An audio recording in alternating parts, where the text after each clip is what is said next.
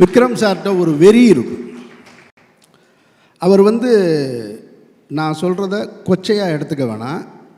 நான் என் மனசில் ஃபீல் பண்ணதை சொன்னேன். நான் அந்த படம் நடந்துட்டு இருக்கும்போது அவர் ரொம்ப ஃபைட் பண்ணி தான் இந்த இண்டஸ்ட்ரிக்குள்ளே வந்தார். நிறைய அவமானங்கள் பட்டிருக்காரு.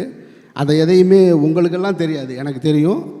யார் அவரை அவமானப்படுத்தியது, எப்படிலாம் படுத்தினாங்க, அவங்கெல்லாம் இன்றைக்கி என்ன பொசிஷனில் இருக்காங்கன்றதெல்லாம் எனக்கு தெரியும். அவ்வளோ சொல்லுவார் என்கிட்ட.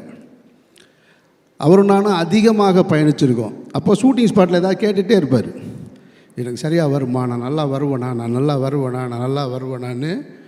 ஏன்னா அந்த படம் எடுத்து முடித்ததுக்கு பின்னாடி கூட ரிலீஸ்க்கு பண்ண முடியலை சேது. அப்பவும் அவர் ஃபைட் பண்ணிக்கிட்டே இருக்கார். அந்த இடைப்பட்ட காலத்தில் கூட போய் டப்பிங் பண்ணிட்டு வர்றார்.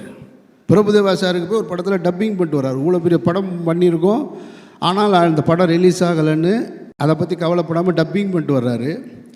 ஒரு டெலிவிஷனுக்கு சீரியல் பண்ணணும்னு சொல்லிவிட்டு என்னையை கூப்பிட்டு உட்கார வச்சு ஒரு ஸ்கிரிப்ட் எழுதி அதை பண்ணணுமா வாங்க அப்படின்னு சொல்லிட்டு நான் அவரும் பெசன்ட் நகரில் பீச்சில் உட்காந்து எழுதிட்டுருக்கோம்.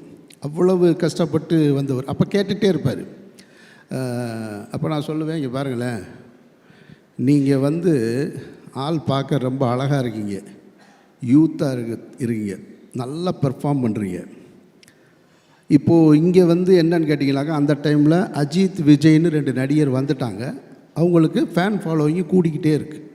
நான் சொல்கிறேன், நான் கொஞ்சம் கொஞ்சமாக 2 பேருடைய படங்களுக்கும் அந்த டைமில் தான் சேது அண்டர் ப்ரொடக்ஷனில் இருக்குது.